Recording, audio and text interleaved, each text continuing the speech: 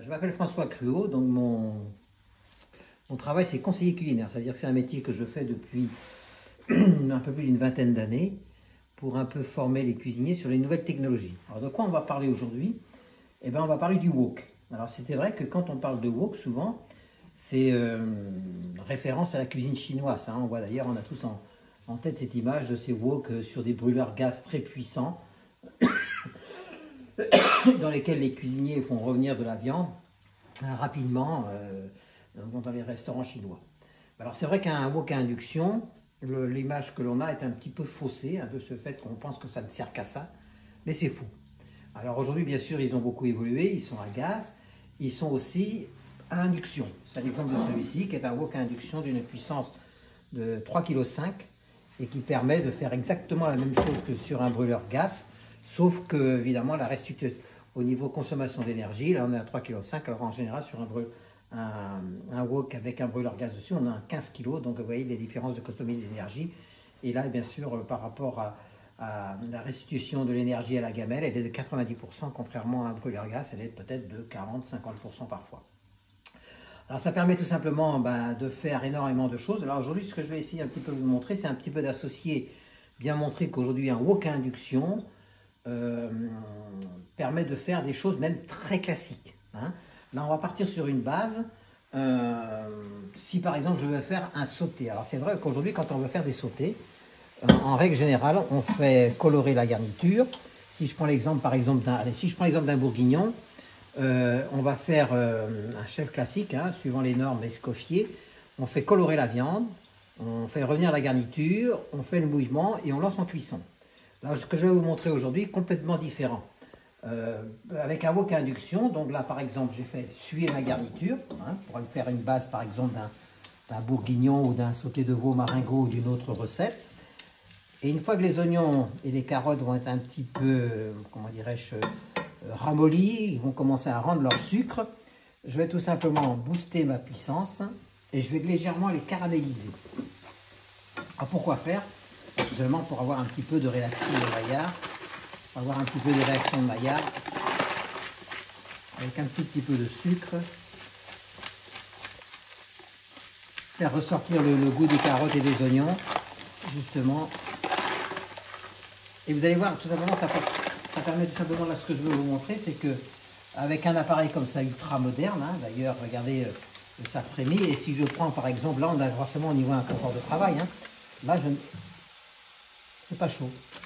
Je mets mon billet de 20 €, je continue à chauffer, il ne se passe rien. C'est l'avantage de l'induction.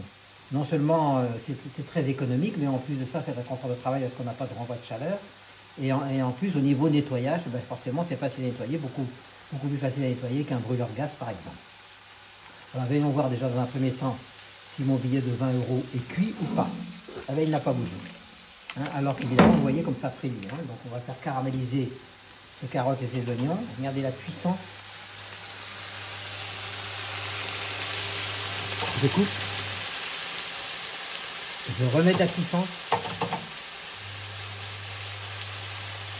Alors ce que je vais faire, c'est pour vous montrer comment on peut faire un bourguignon aujourd'hui un peu différemment. Donc je vais faire colorer, caraméliser un peu ma garniture, sachant que je puisse avoir un petit peu de faire ressortir les sucres de mes oignons et puis de mes oignons, de mes carottes et de mes échalotes.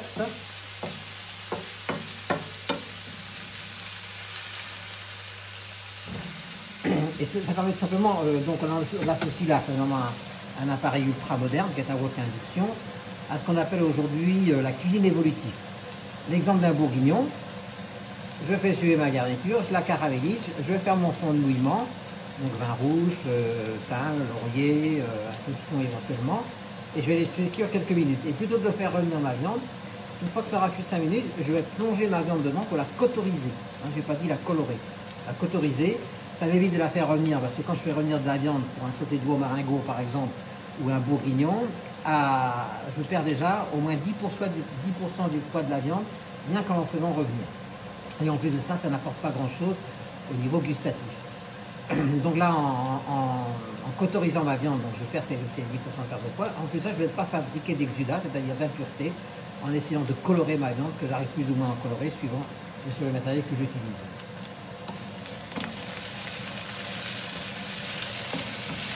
Alors évidemment, c'est une vidéo, vous ne sentez rien.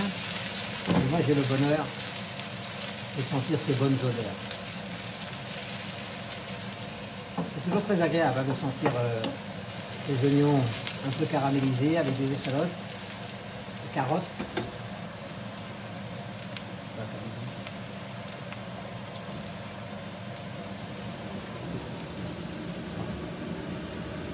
Alors, on va faire notre fond de cuisson. Un bon petit coup de caramélisation. Parce que ce qui est important dans la cuisine, parce que c'est vrai que certains cuisiniers diront oui, mais on ne fait pas revenir la viande, c'est moins bien, etc. Ce qui est important sur des cuissons longues, comme sur des sautés, des bourguignons, des cuissons de paleron, ces morceaux qui sont très longs à cuire, c'est la maîtrise de la cuisson qui fait la différence. L'idéal, c'est de cuire le plus bas possible et le plus longtemps possible. Donc avec un wok comme ça à induction,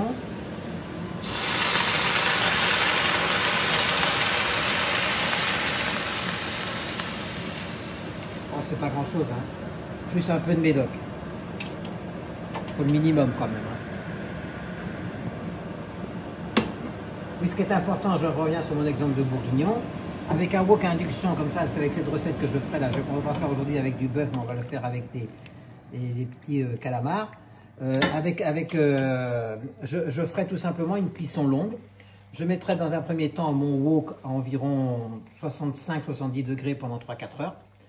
Ensuite, je monterai un peu ma température pendant encore 2 ou 3-4 heures à 80 degrés.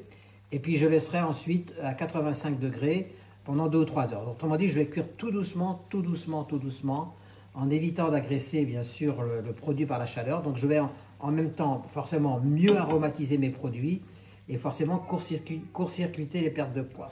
Supposons que je vais faire un bourguignon. Bah, tout simplement dans mon fond de cuisson là, dans lequel j'ai mis le vin rouge, la petite garniture aromatique, un peu de fond, un laurier assaisonnement. Là, je peux mettre mes morceaux de viande. Alors si par exemple j'ai 400 g de viande, j'en mettrai d'abord 200 g. Je laisse reprendre l'ébullition, je remets 200 g, je laisse reprendre l'ébullition et ensuite je lance en cuisson. Et cette façon de faire, ce qu'on appelle aujourd'hui la cuisine évolutive, peut s'appliquer à n'importe quel morceau de viande long à cuire. Hein. Ça peut être un sauté de veau, ça peut être l'histoire d'une blanquette, ça peut être l'histoire d'un paleron, etc. Donc ça permet tout simplement, ça évite de perdre beaucoup de temps à faire une coloration, parce que j'insiste bien, qu'est-ce qui fait la différence sur des cuissons longues comme ça? C'est la maîtrise des cuissons sur des basses températures. Plus je cuis doucement, mieux ça vaut. Plus j'arrive d'ailleurs à maîtriser ma cuisson d'un produit en dessous de 70 degrés, plus j'aurai un résultat qui sera meilleur au niveau, d'abord je court-circuite des pertes de poids, j'aurai des produits beaucoup plus tendres et je vais beaucoup mieux aromatiser. Alors aujourd'hui, là, je vais tout simplement remplacer ma viande par des petits soupions, des petits calamars, hein, que je vais mettre dedans. Et puis, je peux vous dire que ce sera très très bon. Alors, un peu de puissance. Et là, je suis sur des recettes classiques, hein, on n'est plus du tout sur des cuissons comme on l'imagine, l'utilisation d'un wok pour de la cuisine chinoise, on n'est plus du tout dans ce genre de...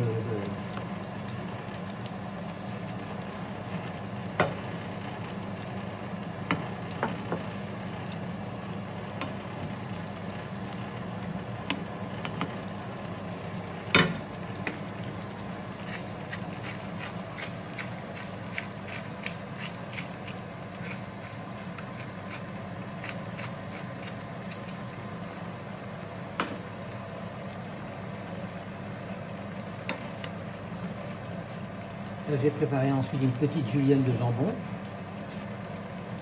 et on fait un mélange poisson blanc.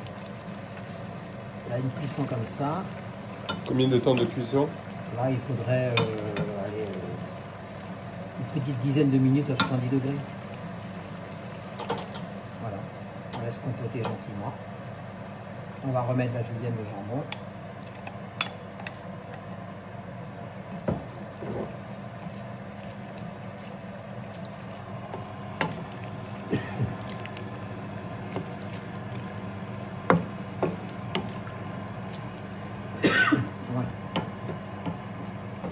Le but de cette recette, c'est vraiment de vous montrer que l'image que l'on a d'un wok peut être complètement transformée quand on sait s'adapter. Et ça permet forcément, au niveau nettoyage ensuite, là, vous imaginez que c'est particulièrement facile, quoi, hein. Là, une fois que j'ai fini, je débarrasse dans un plat un peu de produit lessiviel et en 2 coups de cuillère à peau, j'ai un plan de travail qui est très très propre. Donc on peut, donc ce qui veut, tout simplement, je voudrais seulement en résumer, je voudrais dire quoi? C'est quoi un wok induction? C'est une plaque, c'est une poêle, pardon, ou un sautoir. Au lieu d'avoir un fond plat, on a un fond en demi-cercle. Mais on fait exactement les mêmes choses que dans un sautoir ou dans une poêle. La différence, après, c'est un coup de main à prendre, une façon de penser au niveau culinaire qu'il faut forcément changer. Et moi, je peux vous dire qu'aujourd'hui, je ne cuisine qu'avec ça chez moi. Et je n'échangerai pas mon wok pour un brûleur gaz avec une poêle. En finition de recette, tout simplement, je peux, soit si vous le souhaitez, ou on peut carrément le servir comme ça, hein, ou alors faire une légère liaison avec un roux, donc un mélange de farine et de beurre, ou tout simplement un mélange, une liaison à la maïzena. Et puis en finition de cuisson, 2 ou 3 noix de beurre qui permettront un petit peu d'amener de la douceur dans notre recette, hein. Vérifiez l'assaisonnement, bien entendu, hein, et voilà. Donc si vous voulez, le principe, hein, de cette façon de travailler aujourd'hui, qui est d'ailleurs de plus en plus pratiquée dans les cuisines collectives, un peu moins en cuisine commerciale parce qu'il reste plutôt basé sur le classique, mais ça permet tout simplement d'éviter des étapes de fabrication. Mais est-ce qu'on travaille contre la qualité? Non, pas du tout, au contraire. Sur des cuissons longues, sur les bourguignons, les palerons, les blanquettes, toutes ces cuissons longues, le secret pour arriver à aromatiser la viande, c'est de ne pas contracter les fibres. Et comment on ne contracte pas les fibres? Eh bien, si on arrive à cuire le plus longtemps possible en dessous de 70 degrés dans mon jus de cuisson, je ne contracte pas les fibres. Donc si je ne contracte pas les fibres, donc forcément les arômes rentrent dans le produit. Et en plus, je court-circuite les pertes de poids parce que quand je contracte les fibres, qu'est-ce qui se passe?